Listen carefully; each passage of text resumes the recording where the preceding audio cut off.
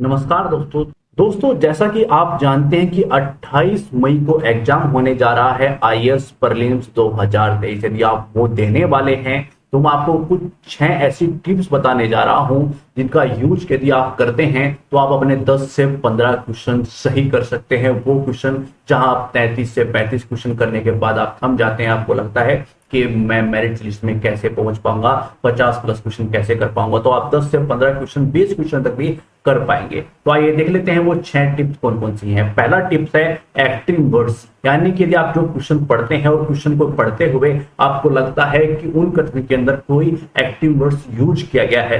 कैसे active words? जैसे कि हमेशा, सदैव, कभी नहीं, अनिवार्य, केवल, सभी और एकमात्र, प्रत्येक ऐसे वर्ड्स यूज किए गए हैं तो वो कथन 80 से 90% गलत होते हैं। और यदि ये वर्ड यूज किए गए हैं शायद, शायद नहीं, हो सकता है, नहीं हो सकता है, यदि ये वर्ड्स यूज हैं कथन के अंदर तो वो कथन जो है 80 से 90% सही होते हैं। ये बात तो हुई एक्टिव वर्ड्स की। यदि ये आपको देखना तो यहां से आपके आसान हो जाएगा। अगले टाइप की बात करते हैं तो एलिमिनेशन मेथड।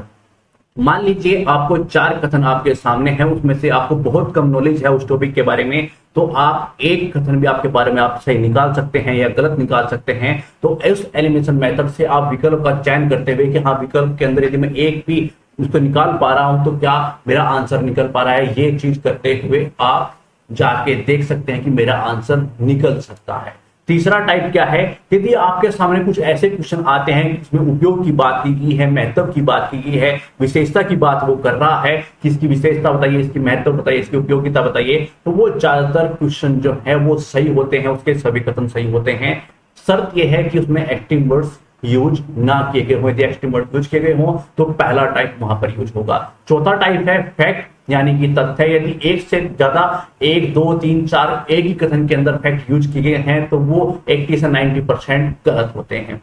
पांचवा टाइप हम आपको ये बताने जा रहे हैं। आप 3 से 5 10 मिनट बची हुई हैं, आपको लग रहा है कि आप वहां पर नहीं पहुंच पा रहे हैं, तो ऐसा कीजिएगा। देखिए, ए बी सी 4 ऑप्शन होते हैं, 4 विकल्प होते हैं। आपको लग रहा है कि ए मैंने लगा दिया है काफी 10 15 20 क्वेश्चन के अंदर, बी भी लगा दिया है और सी भी और डी भी, मान लीजिए 3 लगा दिए हैं और एक रह गया है। तो वो जो रह गया है, मान लीजिए सी है या डी है, वो आपको लगाना है बचे हुए क्वेश्चन के अंदर, ऐसे टाइम पीरियड के अंदर जो आपको लग रहा है कि आप मेरिट लिस्ट में नहीं आ पाएंगे। और उतना भी टाइम एनालाइज करने का टाइम यदि आपके पास नहीं रह गया है तो उसके लिए 6 टिप है सीधा तुक्का, यानी कि बी और सी। एक लगाइएगा, कोई भी एक, या बी या फिर सी, दोनों में से कोई भी एक का आप यूज कर सकते हैं यदि आपके पास एनालाइज करने का भी टाइम नहीं है बचे हुए क्वेश्चन।